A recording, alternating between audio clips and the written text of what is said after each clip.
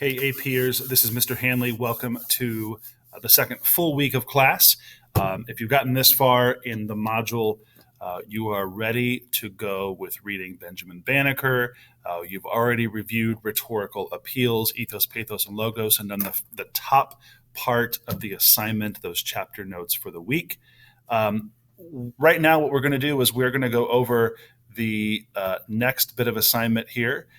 Which is going to give you the putting it all together piece. So taking those three rhetorical appeals, ethos, pathos, and logos, putting them together into one. So you're going to read this letter that Benjamin Banneker wrote to Secretary of State Thomas Jefferson. If you're in class, we're going to do a lot of this together. If you are 100% virtual, this video is designed for you to get a full sense of things. So please watch it all the way through and be thorough about it. If you are in class and want to use this as a review, that's awesome as well. So here's what you need to do to be successful right now, and I'll show you here on my screen. One, have your rhetorical analysis packet open.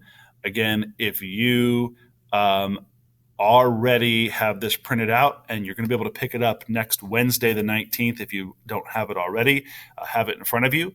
If you want to print it out, it's posted on Canvas and you can go ahead and print it out if you have a printer at home. But we're going to page 11 where you're going to see the start of this letter. Sorry, because it's page 12 in here. The start of this letter by Benjamin Banneker to Thomas Jefferson. And also, please have open the Language Composition Chapter 1 notes, Part 2. And we are coming down here to this part where it says, combining ethos, pathos, and logos.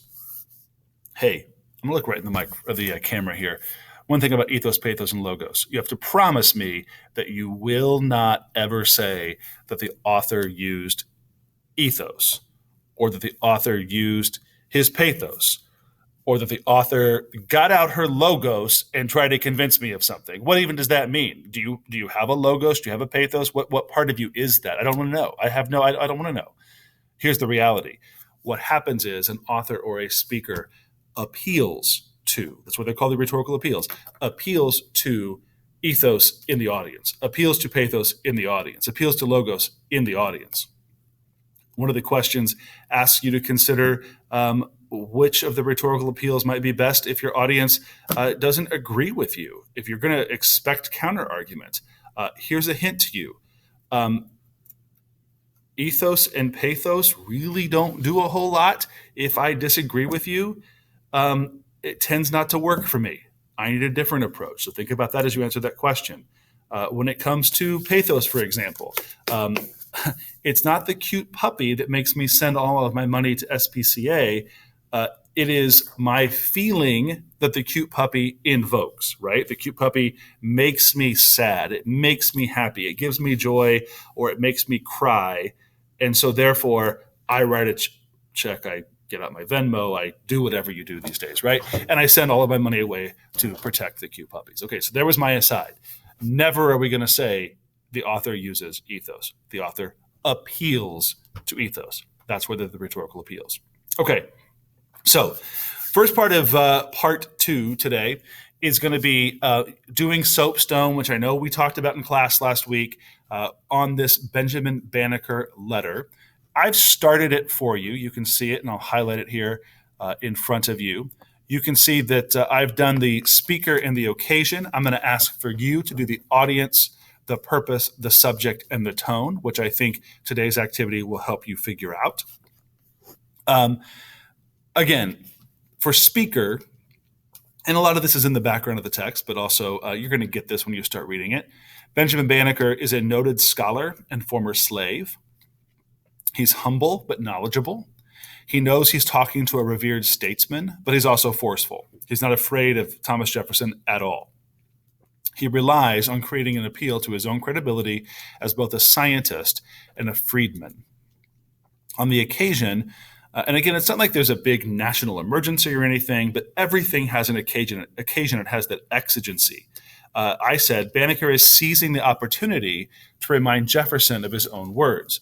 All men are created equal, from that little document that we tend to forget about today, oh, I forget what it's called. Uh, that Jefferson, as Secretary of State and key advisor to Washington, sees this as a moment to appeal, right, to Jefferson. So he's kind of like taking up arms on the issues at this moment, using his pen to try to convince Jefferson. All right, so there's the first two of those. You're going to fill out the rest of them as we go. Later on, after we do a little bit of reading, we're going to come back to this says, does, because chart, which I know that some of you have questions about. As you can see, I've already started to fill that out for you as well. And again, after we do some reading, we'll come back to that. So I'm going to switch over to the rhetorical analysis packet. Again, if you have this printed out, this will be a good opportunity to mark it up. That's why we made copies for you. If you have a printer at home and don't have it, print it out. But you can also find this in your online textbook. So I'm going to read the first three paragraphs, kind of talk through it, and you're going to read the rest of it on your own. So this is from Letter to Thomas Jefferson by Benjamin Banneker. Maryland, Baltimore County, August 19th, 1791. Thomas Jefferson, Secretary of State. Sir, I am fully sensible of the greatness of that freedom which I take with you on the present occasion, a liberty which seemed to me scarcely allowable when I reflected on that distinguished and dignified station in which you stand, and the almost general prejudice and prepossession which are so prevalent in the world against those of my complexion. I suppose it is a truth too well attested to you to need a proof here that we are a race of beings who have long labored under the abuse and censure of the world, that we have long been considered rather as brutish than human, and scarcely capable of mental endowment. Now, if you're marking this up, some things to notice.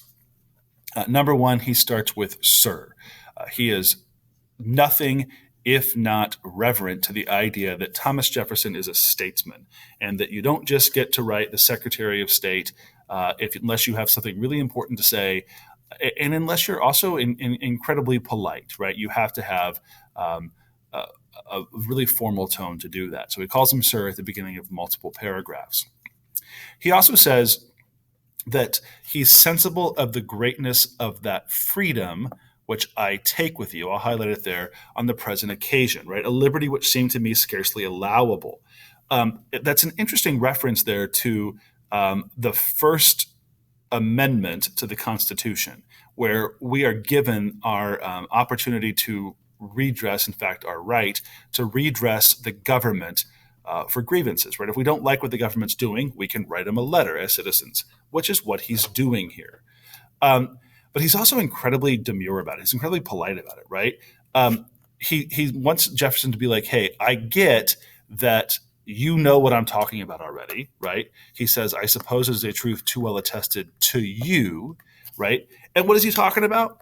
That we are a race of beings who have long labored under the abuse and censure of the world. He's referring to himself as African here. And you can further attest to that or further figure that out when he says up here, against those of my complexion. And literally their complexion is referring to skin tone. So that's the first paragraph. In the second paragraph, it says, Sir, I hope I may safely admit, in consequence of that report which hath reached me, that you are a man far less inflexible in sentiments of this nature than many others, that you are measurably friendly and well disposed towards us, and that you are ready and willing to lend your aid and assistance to our relief from those many distressed and numerous calamities to which we are reduced. I'm going to come back to this paragraph when I do my says, does, because chart. But again, I think you can see that he's maintaining a very polite tone. He's being incredibly formal. In the third paragraph, now, sir, if this is found in truth, I apprehend you will readily embrace every opportunity to eradicate that train of absurd and false ideas and opinions which so generally prevails with respect to us, and that your sentiments are concurrent with mine, which are that a universal Father hath given being to us all of one flesh, but that he hath also, without partiality, afforded us all the same sensations and endowed us all with the same faculties, and that however variable we may be in society or religion, however diversified in situation or color, we are all of the same family and stand in the same relation to him. Now, I really wanted to stop with this paragraph because I think this notes a shift to a religious tone, right? This is where he's saying, hey, if you're a good guy, which is in the second paragraph, and we'll come back to that in a second, then your good guyness probably has to do with the fact that we are both Christians, right? We're both good guys because we both have a shared belief. I think the other part about this is archaic diction, right? It is antiquated. This was written in 1791. We don't talk like this anymore. Letters aren't written like this anymore. We also don't dress like they did in 1791, and thank goodness for that, right? I would actually look great in a white wig, though. I really regret that I just said that on Screencastify. But anyway, like here we have an opportunity to say this is antiquated diction. Guys, this is tough. This is what AP is about. You're going to have to get all the way through this. You don't have to understand every word. You have to get a sense of it, right? And the sense of it here you can get from it is that he is trying to evoke that emotional appeal, that appeal to pathos that only happens when one evokes religion. All right, now back to our says, does, because chart on our worksheet for the week. I focus in on that second paragraph. Okay, and just to give you a quick overview, here's what the says, does, because chart looks like. In the left column, we're putting literally what the author says. In the middle column, we are identifying a pattern of development for that. That could be